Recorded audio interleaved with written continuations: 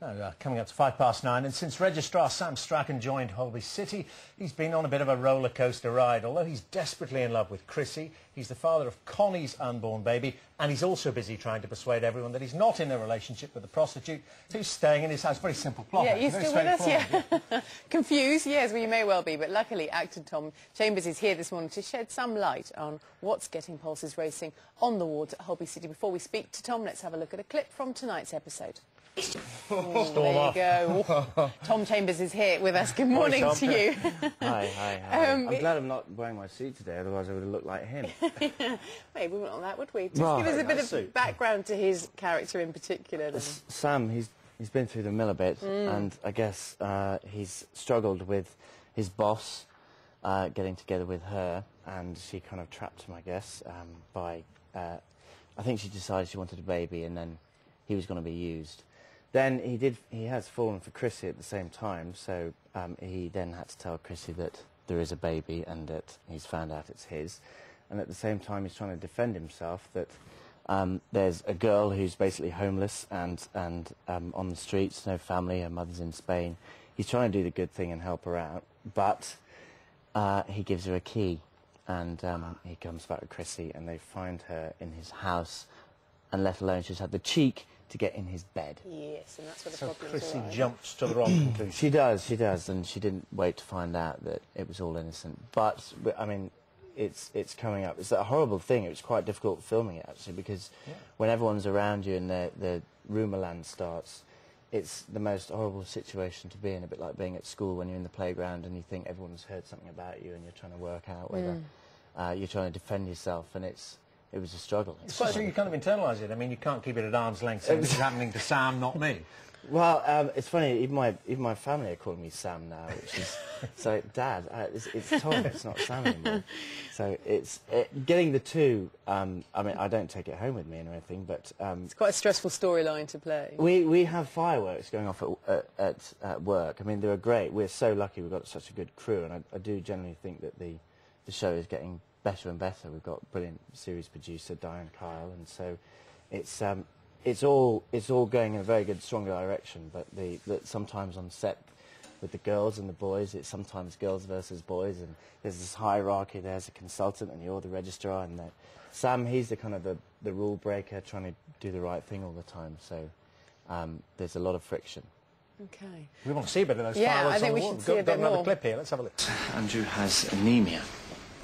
His blood isn't oxygenated enough. We can't put him on a bypass machine. You're going to have to allow him a transfusion.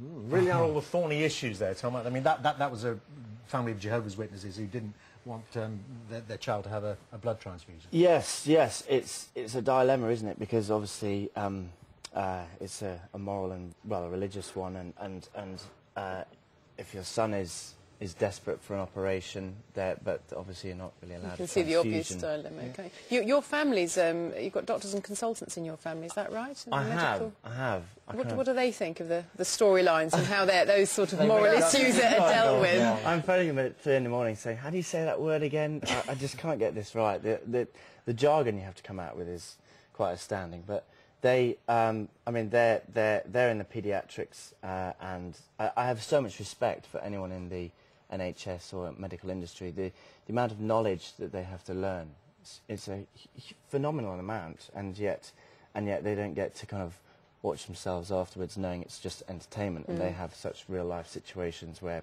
they're trying to help people, but all they get is a bit of grief and red tape around everything, as you probably know. But when you were a struggling actor, didn't you used to deliver supplies to a hospital? Do you know, I did. I had my own 19.5-ton truck with a trolley and stacks of 20 crates on the back, and I was trying to keep the wolf from the door a bit, and at the time not going anywhere, so I was delivering these plastic crates and to hospitals and then also to huge kind of corporations in the city, you know, Canary Wharf, and I mean, it was brilliant. I was a fly on the wall of every wall, but it was... And did you know then that you wanted to be an actor, or did you hanker to go into the medical profession as well? I'd been trying for years. I'd been going since '99, and basically 6 years without a proper job. I did do an independent film called Fakers with Art Malik, got that, Matthew Rhys, and it was a great film, but sadly our British film industry didn't quite have the sort of advertising budget.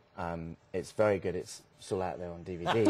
But Well, it was. take a look, yeah. It was then. I then went to America to try and kind of advertise it and kind of promote it. Got a manager. I then went from. I was on Crime Watch once, actually. That was my biggest claim to fame at the time. As a Then dead body.